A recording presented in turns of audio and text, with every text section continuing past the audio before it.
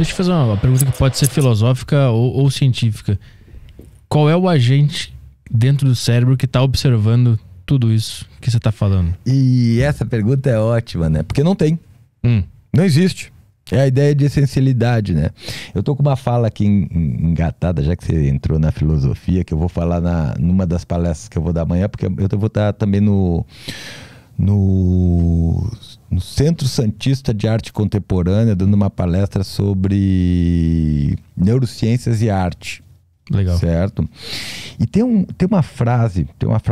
aforisma que é o primeiro aforisma do livro Genealogia da Moral, do Nietzsche. E nesse aforisma ele fala mais ou menos assim, eu não vou lembrar em detalhes. Nós, homens do conhecimento, não nos conhecemos. E como poderíamos nos conhecer se nunca nos procuramos, né? E daí ele continua no aforisma, mas basicamente o que ele está propondo é que desde o início da filosofia a gente está procurando a nossa essência no lugar errado, né? Isso que você está perguntando, né? Deus in machine, né? Quem é que está ali? Quem é o homúnculo que está ali dentro, interno, observando? Não existe, certo?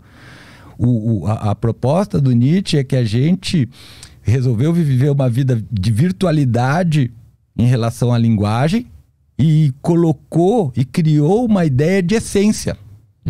Ou seja, que eu tenho uma essência minha, que é a minha natureza, que é a minha verdade interna, né? Ele vai falar desse paralelo entre essência e verdade. E não sei se você lembra que eu falei aqui que a verdade ela nasce com a linguagem, certo? Na medida em que eu tenho pontos de vista, experiências diferentes, certo? Então o Nietzsche vai dizer que a nossa alma está no mundo. A gente parou de olhar para o mundo. A nossa essência é o mundo, é o ambiente, né? O Skinner diz que a gente é um espaço vazio. Ele diz, mas o que nós somos então? Nós somos um espaço de encontro entre genética e ambiente, nada mais do que isso, certo? Tudo que habita em nós já era do mundo antes de estar em nós. Uma coisa meio budista também. Talvez do budismo primordial, né? Porque o budismo ele tem várias vertentes, né? Você começa com o budismo Tathagata, Hinayana, depois tem o Mahayana, depois e assim vai o Vajrayana, né? Que são diferentes vertentes e possibilidades do budismo, que daí já botaram reencarnação e não sei o que, não sei o que. O Buda, que de certa forma influenciou indiretamente o pensamento do Nietzsche pelo Schopenhauer, ele vai dizer basicamente assim, as 4 nobres verdades. Quais são as 4 nobres verdades que para mim podiam ser resumidas em só uma? Doença, velhice e morte. Certo? Para mim podia ser só resumido em morte. A nossa grande verdade é a morte. Certo? E olha lá, né? Não, essa é a verdade. Essa, pelo menos por enquanto, ela é a verdade. É a verdade absoluta. Todo mundo vai chegar nela. Certo? E essa ideia é importante para mim. Por que ela é importante para mim? Porque se você for parar para pensar, muito dessa ideia de essência, ela está em alguns aspectos, em algumas culturas, ligada a essa perspectiva da mortalidade, da finitude. Né? De nós não nos conformarmos com a nossa finitude, com nós nos identificarmos como alguma coisa destacada do universo e querer que isso prevaleça por muito tempo, né? Mas em certos aspectos, como eu falei para você, tudo que compõe a nossa existência já estava no mundo antes da gente existir. Pois é, quando você falou que o Nietzsche é o que diz que não existe essa essência verdadeira, né? Ele vai questionar os filósofos em relação a eles olharem para dentro em vez de olharem para o mundo. Quando você falou isso, eu achei que isso era uma coisa meio antagônica ao que a filosofia budista fala, mas você falou que vem junto na mesma esteira. Porque eu não diria que vem junto na mesma esteira, mas existe alguns pontos de coincidência, assim. A gente não pode efetivamente alinhar o pensamento nietzschiano com o pensamento budista, porque eles em muitos aspectos são antagônicos e o próprio Nietzsche é um grande crítico do budismo, certo? Mas o que a gente pode tirar disso, né, que era essa questão, é que a gente costuma se ver de uma forma essencialista, como se eu fosse uma coisa em si. E eu não sou uma coisa em si, eu sou uma coisa conectada às outras, eu sou uma coisa conectada com o ambiente, certo? Eu faço parte, eu sou uma extensão de um ambiente que está profundamente se transformando. E num dessas voltas de transformação eu simplesmente vou deixar de existir. Sim. Né? Então aí você me pergunta assim, tá, mas então quem é que está assistindo tudo isso? Onde é que está a minha consciência? Na minha perspectiva não existe. Não tem consciência. A gente só tem experiência. Não existe. Mas quando eu detecto um comportamento meu que eu quero mudar, não é a minha... Porque tem alguma coisa fora de quem tá tendo essa experiência, que tá vendo que tá errada essa experiência e quer mudá-la. Não, é uma experiência. Quando você vê um comportamento teu que você quer mudar, isso é uma experiência para você, que vem carregada com uma emoção negativa e que ativa um conjunto de cognições buscando planejar uma forma de evitar aquele comportamento. O problema é que a gente está confundindo autorreferência com essência. E o que é autorreferência, por exemplo? O que é isso daqui? A garrafa. Isso daqui. Uma pessoa... É tu, né? Sim. Sim, você entendeu? E isso daqui? Eu. Sim. Entendeu? Então, você pega um conjunto de atividades cognitivas e refere a elas como se elas fossem uma essência. Sim. E elas não são uma essência. Elas são um conjunto de atividades dinâmicas que está ocorrendo, que num determinado momento tem que ser referida a alguma coisa. Como está da pele para dentro, sim, sou eu. Mas eu concordo que eu não sou eu. Sim. Eu não sou eu. Mas aí que eu digo, tu medita? Tu pratica meditação? Cara, pratiquei muitos anos meditação. Não sei se já chegou nesse estado que você chega num lugar que você percebe que você não é esse eu. Isso. Mas quem que percebeu isso? O sistema neurocognitivo. É um sistema de processamento de informação. Mas ele não é o mesmo que diz que eu sou eu? Se eu percebi ele também. Não, porque você tá alinhando tua experiência com a tua autorreferência. A autorreferência é parte da tua experiência, não é ela que gera a tua experiência. A autorreferência é parte desse... Tá, entendi. Aí tem uma questão interessante para nós. A experiência absoluta. Vamos pensar o seguinte, Arthur. Você não acordou ainda, você dormiu e está sonhando com essa entrevista. Uma possibilidade. Poderia ser uma possibilidade, né? Ou eu tô sonhando com essa entrevista, né? No momento que você está sonhando, tem alguma coisa acontecendo fora de você? Não. Provavelmente tem, mas não é aquilo que você está experimentando. Sim, sim. Né? O trânsito passando. Tá dormindo, sei lá. TV tá ligada. A TV tá ligada, mas você tá ali dormindo, sonhando, certo? Então, esse é um momento interessante para nós, porque a tua experiência nesse momento diverge dos mapas externos, certo? Mas quando você tá ali tendo a tua experiência, tem duas coisas que para mim são importantes. Quando você sonha que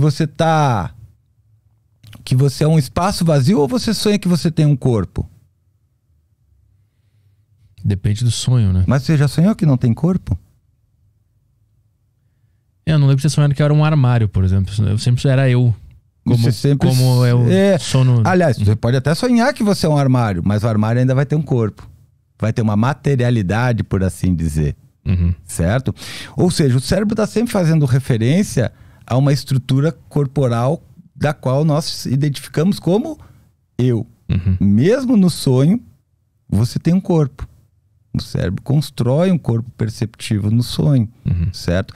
Então, essa referência ao corpo e à corporeidade como primeira pessoa, ela é uma característica do sistema nervoso central, porque ele precisa organizar nossas experiências. Se eu me diluísse com o ambiente, eu ia dizer para a garrafa d'água, vem aqui, e ela não ia vir. É porque ela já tá aqui. Não, porque eu preciso alcançar ela. Sim. Eu não tenho controle sobre ela.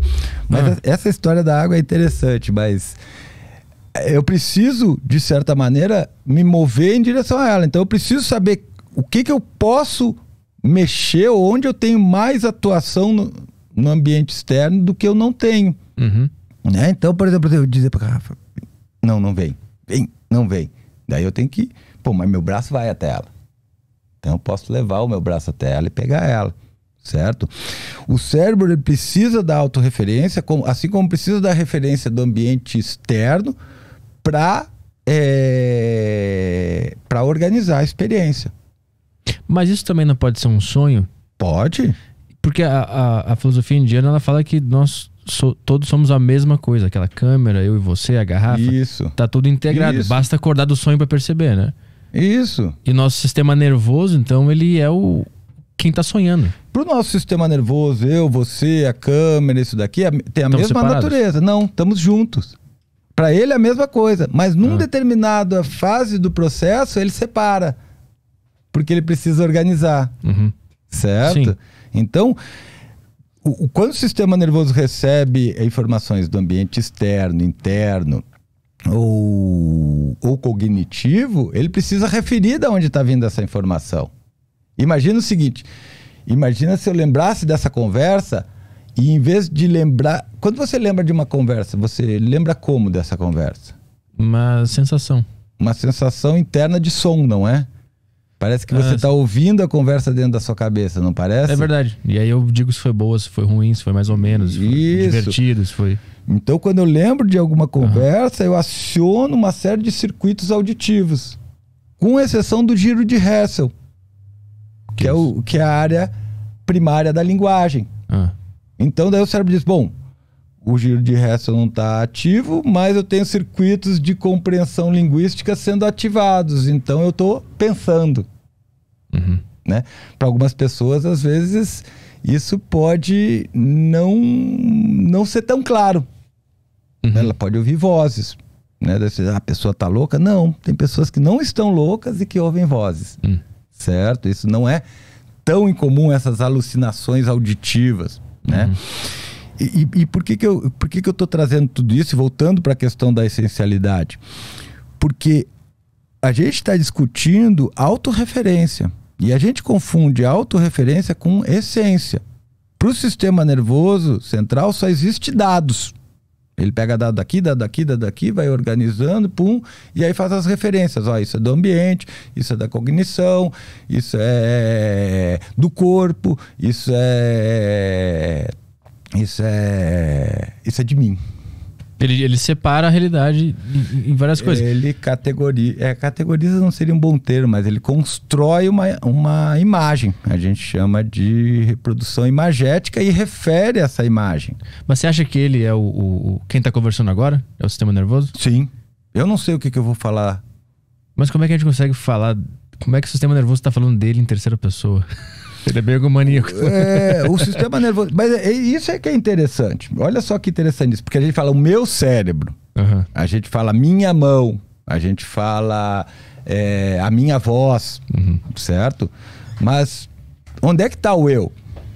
Está no cérebro? Está na mão? Está na voz? Se eu tirar a tua mão, você vai continuar sendo você? Provavelmente você vai ter uma percepção de continuidade. Sim. Mas você não vai continuar sendo você. Aliás, eu diria o seguinte... Depois dessa conversa, você já não é mais você. Sim. Certo? O que o cérebro faz é criar uma percepção de continuidade a partir de uma coisa que a gente chama de memória autobiográfica. Certo? Com um circuito bem interessante que envolve o córtex pré-frontal ventromedial, que envolve o giro cingulado anterior, que envolve áreas da ínsula, certo? Principalmente da ínsula anterior. Ele vai construir uma imagem disso tudo e uma referência para essa situação que a gente está chamando de eu. Né? Mas é uma continuidade, é uma ideia de continuidade. Imagina você há 4 anos atrás, né? Provavelmente você era uma pessoa relativamente diferente da pessoa que você é hoje. Não me reconheço às vezes. Exatamente, né? Mas se reconhece, você vê que tem uma continuidade. Né? Há 4, 5 anos atrás, talvez você fosse uma pessoa que pensasse completamente diferente. Sei lá, você passou por um processo, se reconstruiu, tem valores diferentes, vive uma vida diferente, mas ainda você se lembra daquele indivíduo lá atrás, por mais diferente que ele seja de você, como uma referência, certo? E com uma continuidade, né? Essa ideia de memória autobiográfica e de um self autobiográfico, que é muito enfatizada pelo Damasio, ela é muito interessante para nós. Antônio Damasio, um neurologista português, radicado nos Estados Unidos, que é um cara que criou um livro bastante interessante sobre isso. Já falei dele em vários podcasts, né? Que é Os Mistérios da Consciência, né? Onde ele busca desvendar essa ideia de consciência. Mas eu não gosto do conceito de consciência, porque o conceito de consciência dá essa impressão de que tem que ter uma tela para mim projetar as minhas experiências, né? Que tem uma unidade, um homúnculo, um ponto essencial que recebe todas essas informações. E não é. É uma rede dinâmica, auto-organizada, da qual, na maioria do tempo, você não tem acesso ao processamento de informações. Você tem acesso a uma pequena parte desse processamento de informação, que é quando o cérebro já está fazendo essas referências.